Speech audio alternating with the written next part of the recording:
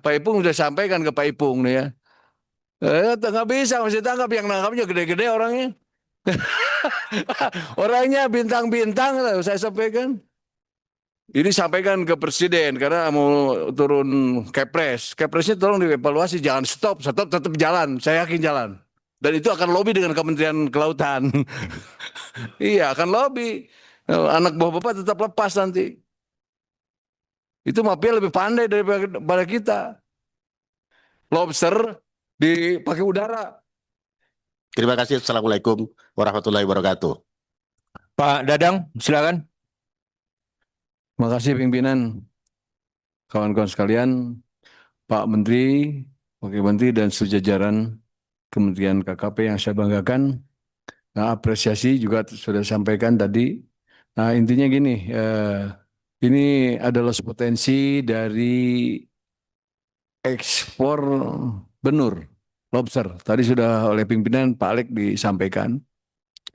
Ini pengetatan ekspor benur itu terjadi beberapa tahun yang lalu.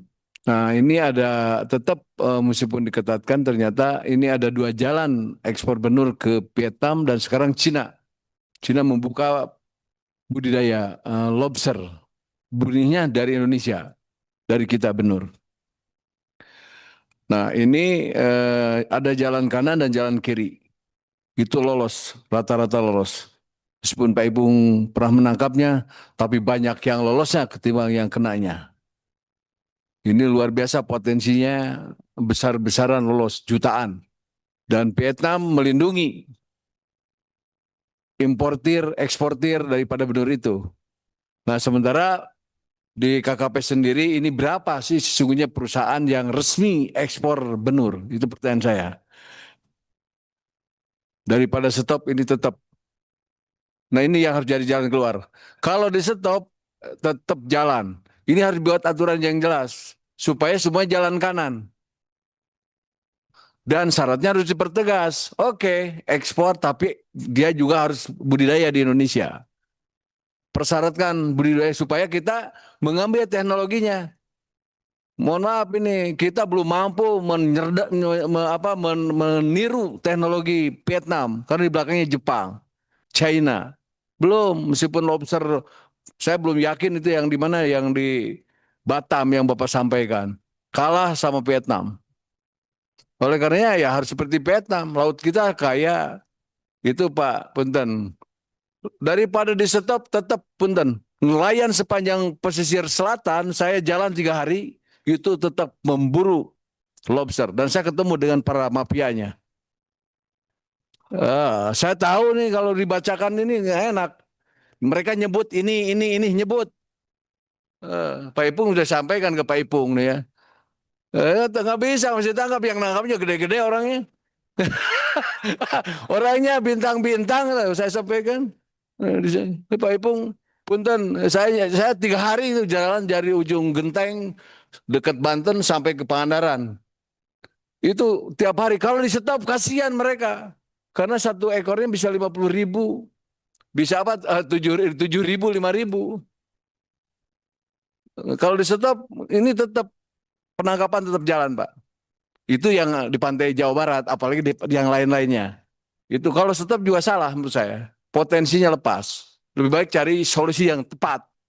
Solusinya ya tadi, tarik dia supaya juga berbudidaya di Indonesia. Cina sekarang mau lebih baik karena benihnya tetap dari Indonesia. Itu catatan saya. Keduanya, oke. Ini sampaikan ke presiden karena mau turun Kepres. Kepresnya tolong dievaluasi, jangan stop, stop tetap jalan. Saya yakin jalan. Dan itu akan lobby dengan Kementerian Kelautan. Iya, akan lobby. Anak buah Bapak tetap lepas nanti. Itu mafia lebih pandai daripada kita. Lobster dipakai udara. Pakai pakai ini pakai tas-tas mewah. Itu dalamnya lobster itu. Apa benur. Oke, berikutnya berikutnya ini Pak, kami tadi budidaya kampung budaya nelayan Merah Putih. Green design-nya jelas bagus. Desainnya apa cetak birunya. Sementara budidaya perairan air tawar itu belum kelihatan. Sekarang kita di bebenyokeun ku Pak Heru karena tematik itu nggak mumpuni. Harus budidaya air tawar. Yang dibudidayakan nanti yang bernilai, unagi, ikan malas, banyak yang bernilai tinggi, yang 1 kilonya 1 juta lebih. Tadi di sana arwana itu kan bernilai. Nah, saya harapkan ini tahun depan bagaimana green design. Saya udah mengalah karena tidak boleh kan di danau. Pak Heru, jangan di danau ada ininya. Kalau diberitakan nanti celaka ini. Para pembudidaya air tawar di danau nggak laku ikannya karena mengandung krom. Padahal tidak semua di Saguling itu ada kromnya. Ada sumber air lain, si minyak nggak kena itu nggak. Kalau diuji airnya tetap clear. Tapi karena saya, Pak Dadang, mohon poinnya aja oke, supaya ada waktu untuk Pak Menteri menjawabnya. ya oke. Intinya, saya mohon ini kampung budidaya air tawar didesain untuk tahun yang akan datang.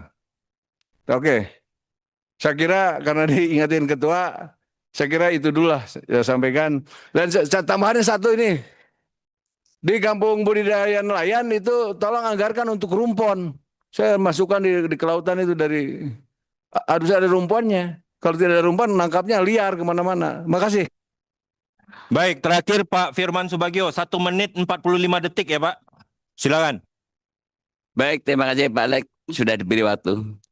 Saya hanya 2 Pak Menteri. Satu ingin penjelasan, kedua meminta tolong ini.